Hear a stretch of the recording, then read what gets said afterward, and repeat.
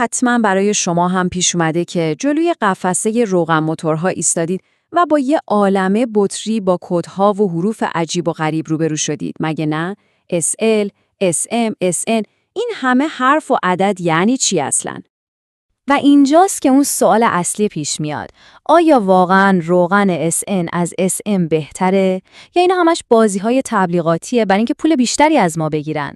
تفاوت‌های واقعی پشت این حروف چیه؟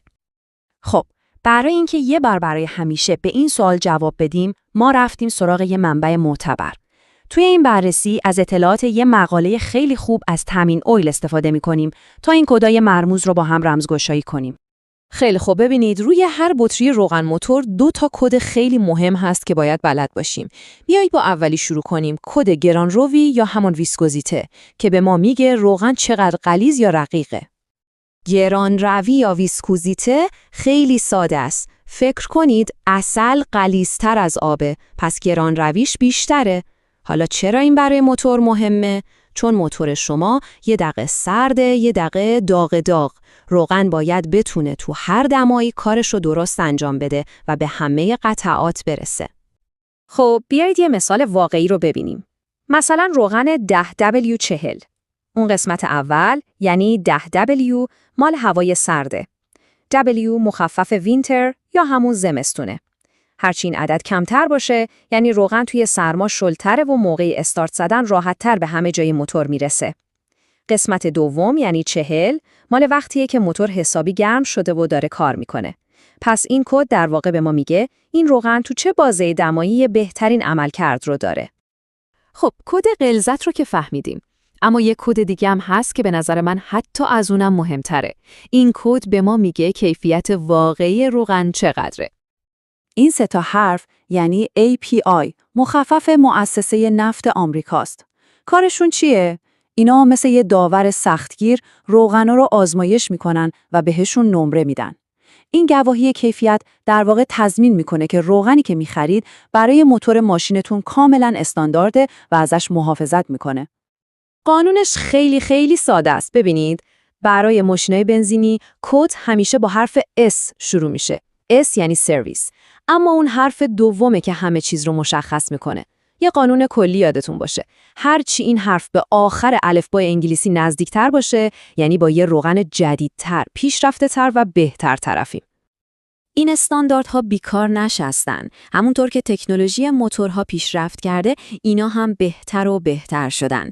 نگاه کنید، مثلا اوایل دهه 90 با SG کار می‌کردیم، اما هی جلو اومدیم تا در سال 2010 رسیدیم به SN. هر کدوم از اینا یه قدم بزرگ برای محافظت بهتر از موتور بوده. پس توی این گروهی که داریم بررسی می‌کنیم، SN از همه جدیدتر و قوی‌تره. خیلی خوب، تئوری بسه. بیایید بریم سر اصل مطلب. این SL و SM و SN واقعاً تو عمل چه فرقی با هم دارن؟ اینجا در واقع داریم جنگ بین نسل‌ها رو می‌بینیم. یه طرف روغن‌های قدیمی‌ترند که برای موتورهای ساده‌تر ساخته شدن. طرف دیگه روغن‌های فوق پیشرفته‌ای رو داریم که برای موتورهای حساس و پرقدرت امروزی طراحی شدن. این جدول همه چیز رو خیلی واضح نشون میده. از SL که به سمت SN میریم، عملکرد تو همه زمینه‌ها بهتر میشه. مثلا مقاومت در برابر اکسیداسیون یعنی چی؟ یعنی روغن توی گرمای زیاد چقدر دووم میاره و خاصیتش رو از دست نمیده. یا محافظت در برابر رسوب یعنی چقدر موتور رو تمیز نگه میداره. همونطور که میبینید SN تو همه این موارد برتره، مخصوصاً برای موتورهای جدید که توربوشارژر دارن. پس SN قهرمان بیچون و چرای این ماجراست. این روغن مخصوص ماشینای مدل بالا، یعنی از 2011 به این بره. این ماشینا موتورهای حساسی دارن، توربو شارژر دارن و SN دقیقاً همون محافظت فوق‌العاده‌ای رو که لازم دارن بهشون میده. هم رسوب رو کم میکنه و هم حتی به مصرف سوخت کمک میکنه. خب SM کجای داستانه؟ این روغن برای ماشین‌های دوره میانی، یعنی حدوداً مدل‌های 2004 تا 2010 یه انتخاب عالی به حساب میاد. SM خودش یه پیشرفت خیلی بزرگ نسبت به SL بود و خیلی بهتر از موتور در برابر فشار و گرما محافظت میکرد.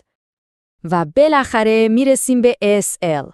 این روغن مال ماشین‌های اوایل دهه 2000 هست. ببینید، برای ماشین‌های همون دوره روغن خوبی بود، اما تکنولوژی از اون موقع خیلی عوض شده و SL دیگه زورش به محافظت از موتورهای جدیدتر نمیرسه.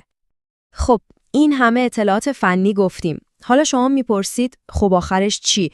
من برای ماشین خودم باید کدوم رو انتخاب کنم؟ این سوال رو خیلی‌ها میپرسن. فرض کنید ماشینتون قدیمیه و کارخونه گفته روغن SL بریزید. حالا میتونید برید یه روغن بهتر مثل SM یا حتی SN توش بریزید؟ جواب یه بله محکم و قاطعه. چرا؟ چون استانداردهای جدیدتر استانداردهای قدیمی رو هم پوشش میدن. یعنی روغن SN تمام ویژگی‌های SL و SM رو داره، به علاوه یه عالمه ویژگی بهتر. پس نه تنها مشکلی نداره، بلکه حتی برای موتور ماشین قدیمی شما بهتر هم هست. حالا بیایید قضیه رو برعکس کنیم.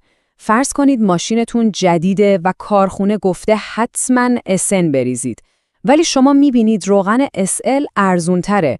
وسوسه میشید که از اون استفاده کنید. آیا این کار درسته؟ جواب اینجا یه نه خیلی خیلی بزرگه. اصلاً و ابداً این کار رو نکنید. موتورهای جدید به محافظت سطح بالا نیاز دارن. استفاده از روغن قدیمی‌تر تو این موتورها دقیقاً مثل اینه که یه سرباز رو با زره چوبی بفرستید وسط جنگ. نتیجهش چیزی نیست جز آسیب جدی به موتور و هزینه‌های سنگین تعمیر. خب فکر کنم الان دیگه تصویر کاملا روشنه و پازل حل شده. بیایید همه اینا رو توی یه جمله کلیدی خلاصه کنیم. یادتون باشه نکته حیاتی اینه. همیشه روغنی رو انتخاب کنید که با سال ساخت ماشین شما هماهنگ باشه. این ساده ترین و ارزون ترین راه برای بالا بردن عملکرد و طول عمر موتوره. بهترین راهنما هم دفترچه راهنمای ماشین شماست. و در آخر این سوال رو از خودتون بپرسید. دفعه بعدی که برای تعویض روغن میرید، فقط به عددها نگاه نکنید. اون 2 حرف کوچیک ولی حیاتی API رو پیدا کنید و از خودتون بپرسید آیا واقعاً دارید از قلب تپنده ماشینتون همونطور که باید محافظت میکنید؟